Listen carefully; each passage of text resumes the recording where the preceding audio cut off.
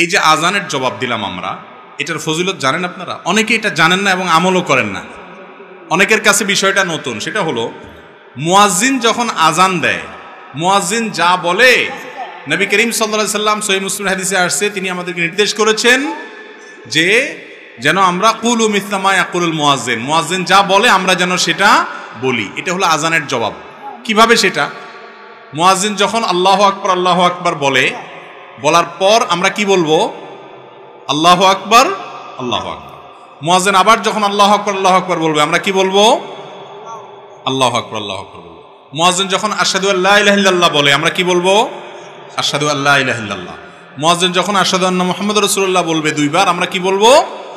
প্রত্যেকবার বলার পরে আমরা আশহাদু আন্না মুহাম্মাদুর রাসূলুল্লাহ বলবো। আশহাদু আন্না মুহাম্মাদুর রাসূলুল্লাহ, আশহাদু আন্না মুহাম্মাদুর রাসূলুল্লাহ বলবো। আবার মুয়াজ্জিন যখন হাইয়া আলাস সালাহ বলে, আমরা কি বলবো? লা হাওলা ওয়ালা কুওয়াতা ইল্লা বিল্লাহ। এই একটা শুধু বেশ কম, আর সবগুলো যেমনি আছে এমনি। মুয়াজ্জিন যখন আবার বলবে হাইয়া আলাস সালাহ, কি বলবো? লা হাওলা ওয়ালা কুওয়াতা ইল্লা বিল্লাহ। মুয়াজ্জিন যখন বলবেন হাইয়া আলাল ফালাহ, তখন কি বলবো?